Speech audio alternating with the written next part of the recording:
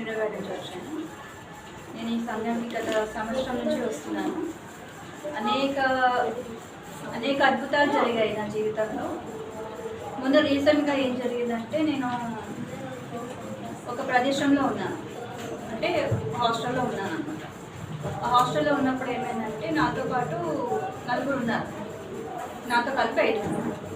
So నేను అక్కడ staying చేసినప్పుడు గత 1 మంత్ నేను స్టేయింగ్ చేస్తున్నాను అక్కడ. స్టేయింగ్ చేస్తుంటే ఏంటంటే, నాతో పాటు దేవుని నమ్ముకున్న వాళ్ళు 3 ఉన్నారండి. వాళ్ళు వాక్యానుసారంగా అంతా బాగానే ఉన్నారు. కానీ అక్కడ ఏం జరిగిందంటే, నేను ఇక్కడ 3 వారాల నుంచి నేను ఇక్కడ రాలేకపోతున్నాను. నాకు అసలు ఎందుకు నాకు ఒక దర్శనం చూపిస్తున్నాను దేవుడు. ఏంటంటే, నేను ఒక గొర్రెపిల్ల ముళ్ళ మీద చిక్కుకొని ఉన్నట్టుగా చూపిస్తున్నాడు దేవుడు. నాకు అర్థం కావట్లేదు, అది ఆ దర్శనం ఏంటో అర్థం కావట్లేదు. ఇంకో వైపు చూపిస్తున్నాడు, నేను ఒక సింహం మీద పడుకొని ఉన్నట్టు చూపిస్తున్నాను.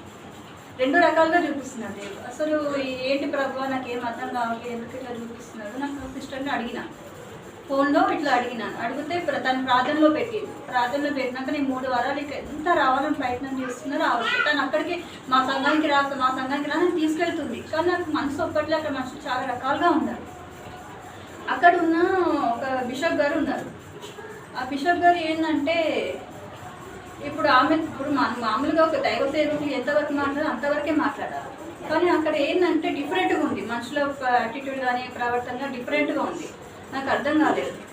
ఆమె రాత్రులు కూడా 11:30, 1 గంట వరకు మాట్లాడుతుంది. ఇట్లా నేను చెప్పాను, సిస్టర్కి చెప్పాను, సిస్టర్ ఏంటో నాకు అర్థం కావట్లేదు, తను తీసుకెళ్తుంది, కానీ వెంటనే అక్కడ నుంచి నువ్వు ఖాళీ చేసి వీళ్ళ దగ్గర స్టే చేయాలంటే, తర్వాత అక్కడ నాకు స్వాతి నెంబర్ ఇచ్చి తన హాస్టల్లో నాకు చేయడానికి నాకు దేవుడు సాయం చేశాడు. తర్వాత నేను ఇక్కడ ఏదైతే తను చెప్పిందో, ప్రవచించిందో, అక్కడ ఏదో చాలా ప్రమాదం జరుగుతుంది, నా మనుషుల మధ్య నుంచి బయటికి రానది.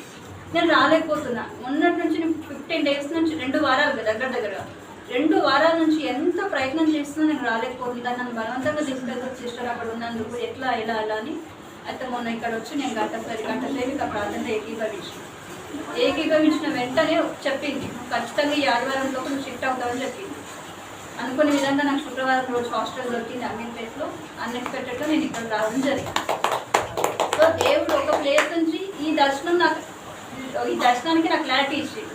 ఇంకో దర్శనం ఏంటంటే, ఒక సింహం మీద పడుకొని ఉన్నట్టంటే ఆయన కాపుదల భద్రత నాకు ఉంది అని నాకు అర్థమైంది.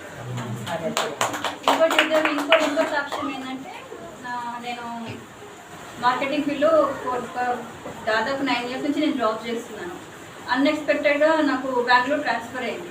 సిస్టమ్ నేను బెంగళూరుకి వెళ్ళాలా, నాకు ఈ ప్రదేశాన్ని ఇష్టం, నేను ఎట్లా వెళ్ళాలి బెంగళూరుకి, నేను వెళ్ళడం ఇష్టం నాకు. అక్కడ మళ్ళీ నాకు వాక్యం దొరకదు. ఎంత ఉన్నా కూడా మన ప్లేట్లో మనం అన్నం తిన్నట్టు వేరు, ఎదుటి వాళ్ళు తినిపించేది వేరు. కానీ నాకు ఎంత లైవ్లో ఉన్నా కూడా నాకు అంతగా సమ్మతం అనిపించేది. సిస్టర్ ఎట్లా బెంగళూరు నేను ట్రాన్స్ఫర్ చేసుకోవాలా అని నేను అడిగాను. కానీ మీరు ఎక్కడ లేరు, హైదరాబాద్లో నేను జాబ్ చేస్తానని చెప్పారు. కానీ నేను ఆ జాబ్ కూడా వదులుకున్నాను. దేవుడు నాకు మళ్ళీ జాబ్ ఇస్తాడని ఒక నమ్మకంతో, విశ్వాసంతో వదులుకున్నాను. ఎందుకంటే దేవుడు అడిగిన దానికంటే ఊహించడం కంటే శ్రేష్టమైనదే ఇస్తాడు. కానీ దేవుడు తను నమ్ముకున్న వాళ్ళని చేయి విడిచిపెట్టాడు. కానీ నాకు జాబ్ ఇస్తాడని విశ్వసిస్తున్నాను. ఎందుకంటే దేవుని వాక్యం ముఖ్యం, ఉద్యోగం కంటే. నేను అదే విశ్వసించున్నాను.